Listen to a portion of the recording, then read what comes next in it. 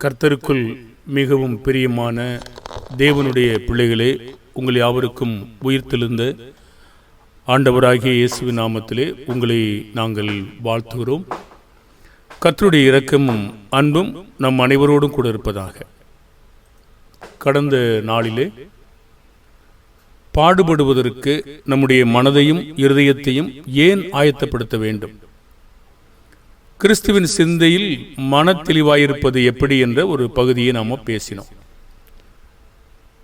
நம்முடைய பாடுகளில் நம்முடைய மனங்களை இருதயத்தை நாம் ஆயத்தப்படுத்துவதற்காக வெட்கப்படாமல் சகிக்க வேண்டும் என்பதையும் பார்த்தோம். எவ்வளவு காரியங்களில் மன தெளிவாக இருக்கணும் அப்படின்னு நாம் பார்க்கும்போது எல்லாவற்றிலும்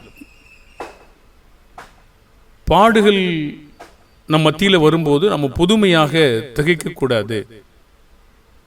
தெளிவான ஒரு மனநல நமக்கு வேணும். கண்டிப்பாக இந்த பாடுகள் எல்லாம் நமக்கு இருக்கிறது, நாம் சகித்து கொள்ள வேண்டும் என்ற மனநிலையை நாம் பெற்றிருக்க வேண்டும்.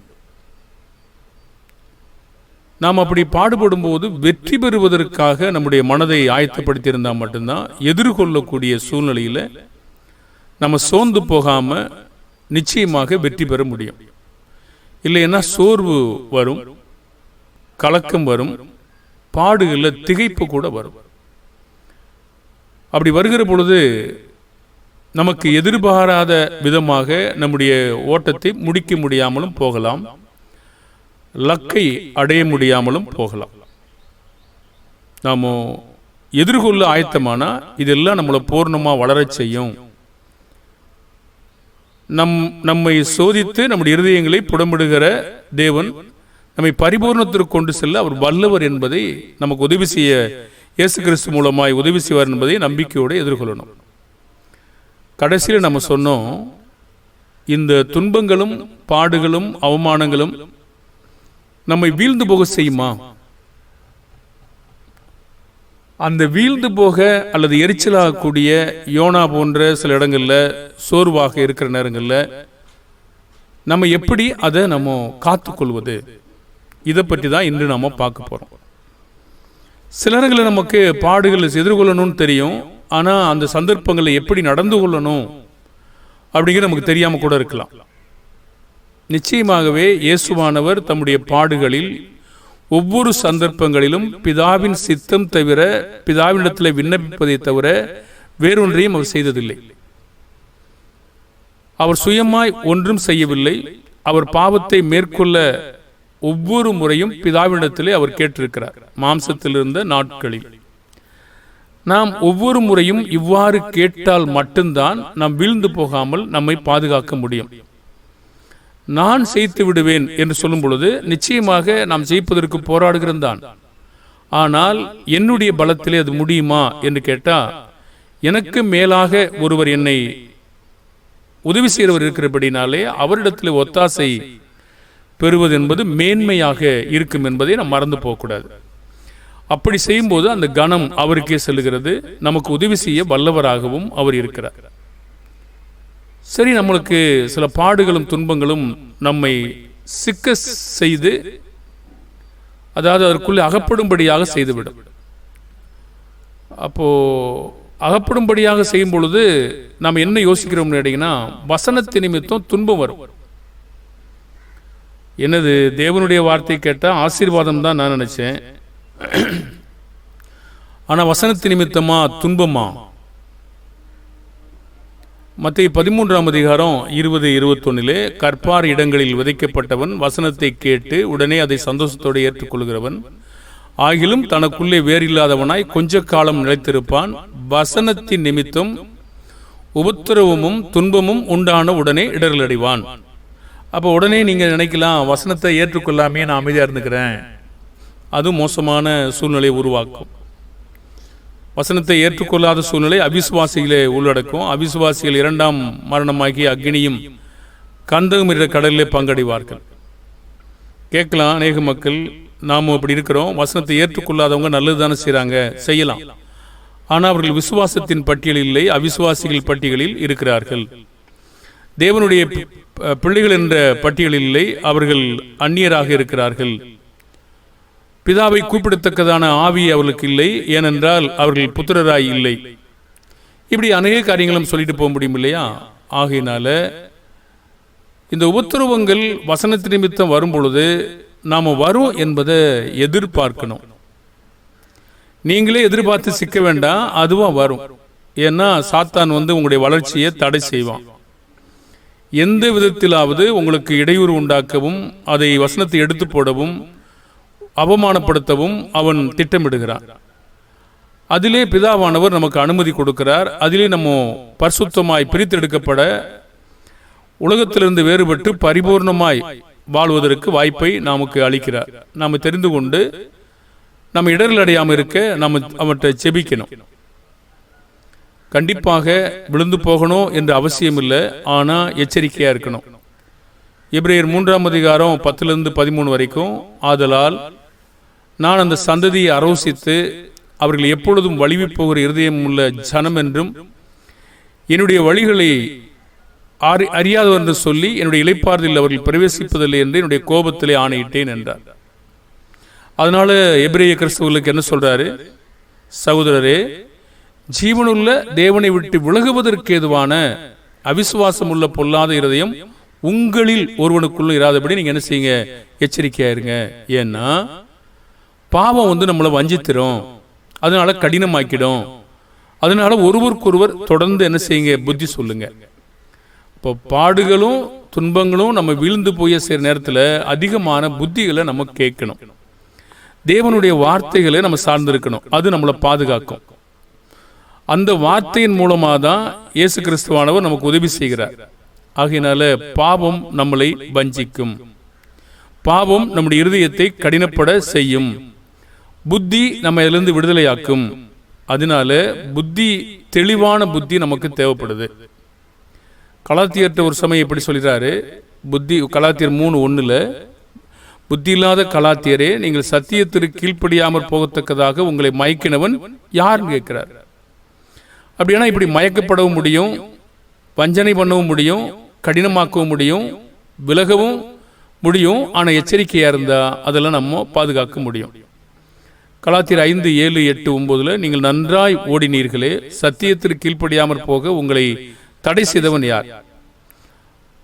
அப்போ ஒரு பதில் சொல்றாரு, இந்த போதனை உங்களை அழைச்சார் இல்லையா, அவரிலிருந்து வரல. நீங்க அதை ஏற்றுக்கொண்டீங்கன்னா அது புளிப்பு. அது என்ன செய்யும்? நீங்க உருவாக்கின விதத்தை மறுபடியும் உப்பு பண்ணிடும். அப்படி நடந்ததா? அவங்க ஆவியினால் ஆரம்பம் பண்ணவங்க மாம்சத்தினால முடிவு பெற போனாங்க. அப்ப ஆவியினால எப்படி ஆரம்பம் பண்ணாங்க? புதிய பிரமாணத்திற்கான கிறிஸ்துவனுடைய ஆவியுடையவங்களாக அவங்க ஆரம்பம் பண்ணாங்க. ஆனால் மறுபடியும் மாம்ச பிரமாணத்திற்காக அவங்க தொடர்ந்து என்ன செய்தாங்க? சென்றதாக சொல்லப்படுகிறது. நாம தொடர்ந்து அவர் என்ன சொல்கிறாரோ அதை நம்ம தொடர்ந்து கேட்டுக்கிட்டே கீழ்ப்படிந்துக்கிட்டே வரணும். இல்லைன்னா நமக்கு கடினமாக கூட காணப்படும். யோவான் 6:60 சொன்னாங்க இல்லையா, அவருடைய சீசரில் அநேகர் இவைகளை கேட்ட பொழுது இது கடினமான உபதேசம், யார் இதை கேட்பாங்கன்னு சொன்னாங்க. பிறகு முறுமுறுக்க ஆரம்பிச்சாங்க. பாருங்க, அப்போ முறுமுறுக்கிறாங்கன்னா வாயில தொணத்தொண்டு ஏதோ பேசிக்கிட்டே இருக்காங்க இல்லையா? ஆமா, சில மக்களை பார்த்துருக்கீங்களா? வாயில முணுமுணுத்துட்டே இருப்பாங்க. அது முறுமுறுக்கிறது.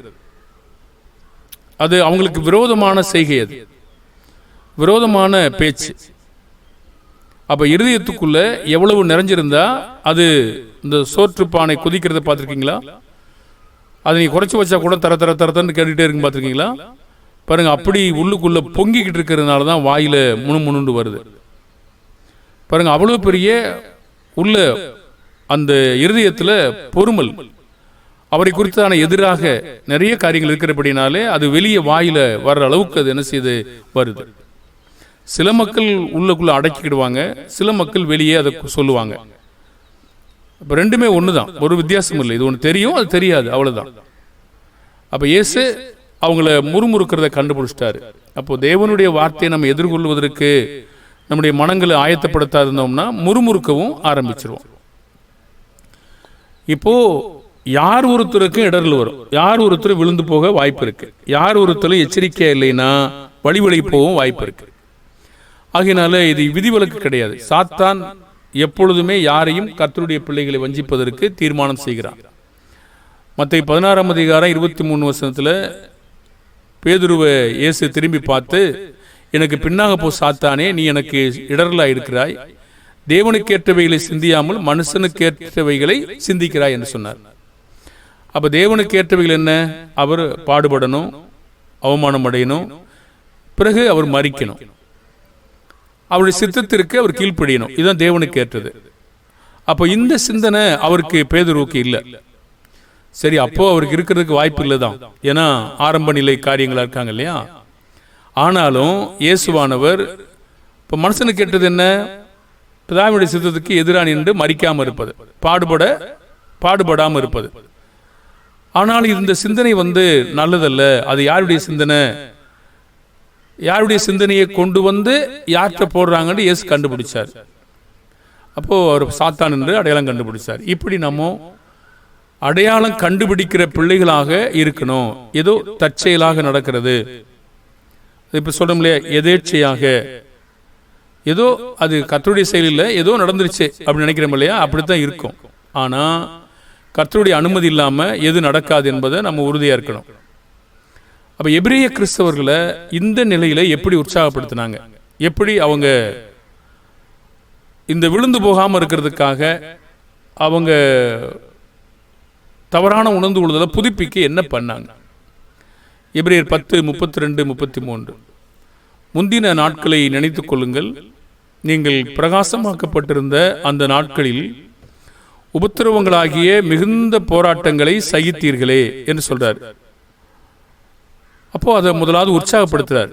நீங்க முந்தின நாட்களை நீங்க நினைச்சு பாருங்க, நீங்க அந்த நாட்களில் நீங்க ரொம்ப பிரகாசமாக்கப்பட்டிருந்தீங்க.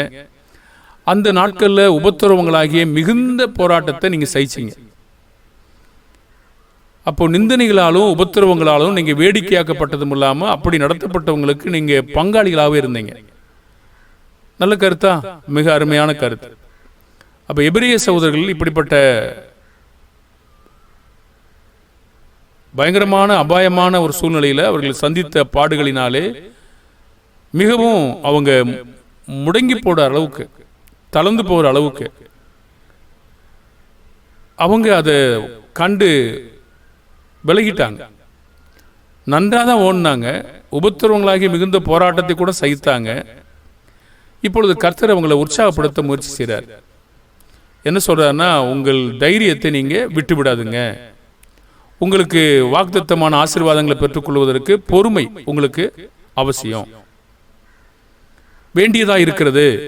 அப்போ ஆத்துமா காப்பாற்றப்படுவதற்கும் பிழைக்கப்படுவதும் அவசியமா இருக்கிறதுன்னு சொல்லி உற்சாகப்படுத்தினார். எப்படி உற்சாகப்படுத்தினார் நாம் படிப்புமே. ஆகையால் மிகுந்த பலனுக்கு ஏதுவான எபிரேயர் 10:35-39. ஆகையால் மிகுந்த பலனுக்கேதுவான உங்கள் தைரியத்தை விட்டு விடாதிருங்கள். நீங்கள் தேவனுடைய சித்தத்தின்படி செய்து வாக்குத்தத்தம் பண்ணப்பட்டதை பெறும்படி பொறுமை உங்களுக்கு வேண்டியதா இருக்கிறது. முதலாவது பலனை பெற்றுக்கொள்ளணும்னா தைரியம் வேணும். பூமிக்குரிய தைரியம் இல்லைங்க. பூமிக்குரிய தைரியம் தன்னுடைய சரீரத்தை பொறுத்து வரலாம். சரீரம் இருந்ததற்காக தைரியம் வராது, அவங்க மனநிலை பொறுத்தும் அது அமையும். இப்போ இது ஆவிக்குரிய பலம். இப்போ ஆவிக்குரிய பலம் எதில் சார்ந்திருக்கு கேட்டீங்கன்னா, தேவனையும் அவருடைய வார்த்தைகளையும் இயேசு கிறிஸ்துவையும் நம்ம விசுவாசிப்பதில் மதிப்பதில் இருக்கிறது. அப்போதான் ஆவிக்குரிய தைரியம் நமக்கு கிடைக்கும். சாத்தானோடு போரிடணும், அப்போ தைரியமாக இருக்கணும்னா விசுவாசம் இன்னும் கேடகம் இருக்கணும். அது என்னன்னு நமக்கு புரியுது இல்லையா? தேவனுடைய வார்த்தையாகிய அந்த விசுவாசம் அனைத்தையும் நம்ம பெற்றிருந்தோம்னா யாருக்கும் நம்ம பயப்பட மாட்டோம். தாவீது கோலியாத்தை பார்த்து பயந்துட்டாரா? 12 பேர் வேவுவாக செல்லும்போது 2 பேர் பயந்துட்டாங்களா? 23,000 பேர் போகும்போது 300 பேர் பயந்துட்டாங்களா? இல்லை. எப்பவுமே அங்கே சிலர் இருந்துகிட்டே இருப்பாங்க. நீங்க பயப்பட வேண்டிய அவசியம் இல்லை. ஐயோ இந்த குழப்பமான சூழ்நிலை வந்துருச்சே, என்ன செய்யறது? ஒன்றும் பயப்பட வேண்டாம். உங்களுக்கான சில மக்களை கர்த்தர் அங்கே வைத்திருப்பார். தைரியமான விசுவாசம் உள்ள பிள்ளைகளை அங்கே வைத்திருப்பார். திராணிக்கு மேலாக சோதிக்க மாட்டார். அந்த நமக்கு நம்பிக்கை வேணும். அப்பதான் அதெல்லாம் ஜெயிக்க முடியும். அப்ப ஜெயிப்பதற்கு நமக்கு விசுவாசம் அதிகமா தேவைப்படும். அதுதான் அஸ்திபாரம். அப்ப அவங்க சொல்றாரு, உங்களுக்கு வாக்குத்தத்தம் பண்ணப்பட்டிருக்கிற அதை பெற்றுக்கொள்வதற்காக பொறுமையா இருங்க. நீங்க பாடுகள்ல சகித்து கொண்டிருங்க, அதை ஏற்றுக்கொள்ளுங்க. நீதியான தீர்ப்பா நீங்க ஏற்றுக்கொண்டிருங்க. அதனால அந்த பொறுமை உங்களுக்கு இருந்தால் பூரண கிரியை உங்களுக்கு உண்டாக்கும். யாக்கோபு 1:2-4 சொல்லுது இல்லையா, பூரண கிரியை உண்டாக்கும். நீங்கள் ரோமர் 5:1-3 கூட நம்ம பார்க்க முடியும். யாக்கோபு 5ஆம் அதிகாரம் யோபனுடைய பொறுமையை கூட நம்ம பார்க்க முடியும். இப்போ பொறுமை இல்லைன்னா நாம் விலகி போவோம், சகிக்க முடியாமல் போவோம். கர்த்தர் நமக்கு என்ன செய்ய சித்தம் வச்சிருக்காரு, அவருடைய சிருஷ்டிப்பு, அவர் நம்மளை நாம் நீதியான பாதையை விரும்பும் போது நம்மை கோணனால வழியில் அவர் நடத்த மாட்டார். அவர் நிச்சயமாகவே நமக்கான நன்மை செய்கிற தேவனாக இருக்கிறபடினாலே எனக்கு என்னுடைய பார்வையில் தீமையாக இருந்தாலும் அது நன்மையாக அவர் மாற்றுவார் முடியும். கண்டிப்பாக அவர் சொல்றாரு, ஒரு பயமுறுத்தல் இங்கே இருக்கிறது, வருகிறவர் இன்னும் கொஞ்சம் காலத்தில் வருவார், தாமதம் பண்ண மாட்டார். அதனால நீங்கள் என்ன செய்யுங்க, விசுவாசத்தில் இருங்க. அப்போ தான் நீங்கள் என்ன செய்ய முடியும், பிழைக்க முடியும். பின்வாங்கி நீங்கள் போயிட்டீங்கன்னா அவன் மேலே தேவனுடைய ஆத்துமா பிரியமாக இராது என்ற ஒரு எச்சரிக்கையை உங்களுக்கு கொடுக்குறார், உற்சாகப்படுத்துகிறார். இப்போ நாமோ என்று சொல்லி அவரையும் சேர்த்துக்கிறார், அந்த எழுத்தாளரையும் சேர்த்துக்கிறாரு. 10:39 கெட்டுப்போக பின்வாங்குறவர்களாயிராமல். இப்போ பின்வாங்குதல் என்பது கெட்டுப்போகிற சூழ்நிலையை விவரிக்கிறது. ஆகவே ஒருவரும் கெட்டுப்போகக்கூடாது என்பதுதான் 2 பேதுரு 3:9, யோவான் 3:16. நம்ம யாருமே கெட்டு போகக்கூடாது என்பதில் தான் அவர் பிரியமாக இருக்கார். அப்போ நம்ம கெட்டு போக பின் வாங்குறவர்களாயிராம ஆத்தும இடர நம்ம என்ன செய்யணும், விசுவாசிகளாக இருக்கணும். இதெல்லாம் சொல்லி உற்சாகப்படுத்தி அவர் 11ஆம் அதிகாரத்தினுடைய பட்டியலை நமக்கு காட்டுறார். அப்போ அவங்களுக்கு ஏன் இப்படி காட்டுறாருன்னா, எவ்வளவு பேர் விசுவாசிருக்காங்க, எப்படி விசுவாசிருக்காங்க, எவ்வளவு சோதனைகளை எதிர்கொண்டிருக்காங்க, எத்தனை பேர் செத்துருக்காங்க, எத்தனை பேர் விட்டுட்டு வந்திருக்காங்க, சுயதேசத்தை எத்தனை பேர் விட்டுட்டு வந்திருக்காங்க, இதெல்லாம் சொல்லி அவங்களை எவ்வளோ அழகாக உற்சாகப்படுத்துறாரு பாருங்க. இப்போ நாமும் அவங்களுடைய பாவங்களை சொல்லி காட்டுறதுக்கு பதிலாக இப்படி மாதிரிகளை நம்ம உற்சாகப்படுத்தினோம்னா நம்ம வீழ்ந்து போகாமல் சரியான முறையில் இருக்கிறதுக்கு வாய்ப்பு இருக்கு. சில நேரங்களை நம்ம தவறாக போதிக்கவும் முடியும். ஆனால் அப்படி செய்யாமல் தொடர்ந்து இப்படி இந்த மாதிரி சோர்வாக இருக்கீங்களே, இதில் இவங்கெல்லாம் முற்பதாக்களுக்கு எல்லாம் என்ன நடந்தது, எபிரேயர் 11ஆம் அதிகாரத்தில் என்ன நடந்தது, அப்போ விசுவாசத்தை அது போதிக்கிறது, விசுவாச மாதிரிகளை நமக்கு தருகிறது, மக்களுடைய விசுவாசம் திரளான சாட்சிகள் இருக்கிறது. நம்முடைய ஓட்டமும் அதை பார்த்து பொறுமையோடு ஓட அது உற்சாகப்படுத்துகிறது.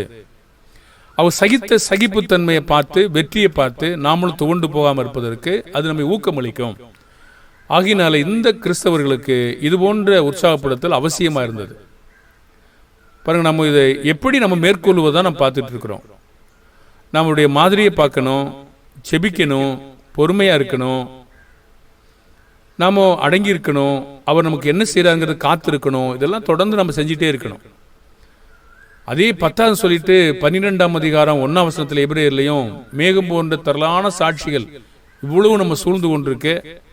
நம்ம அழுத்தி நிற்கிற அந்த பாரமான யாவற்றையும் பாவத்தையும் தள்ளிட்டு விசுவாசத்தை துவக்கிறவரும் முடிக்கிறவருமா இருக்கிற இயேசுவை நோக்கி நீங்கள் என்ன செய்யுங்க, பொறுமையோடு ஓடுங்க அப்படின்னு சொல்லி அவனை உற்சாகப்படுத்துறார். பிறகு நோவாவை ஒரு உதாரணமாக காட்டார் எபிரேயர் 11.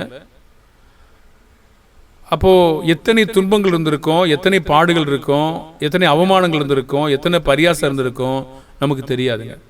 ஆனால் நிச்சயமாக யார் ஏற்றுக்கொண்டது மாதிரி மட்டும் தெரியல.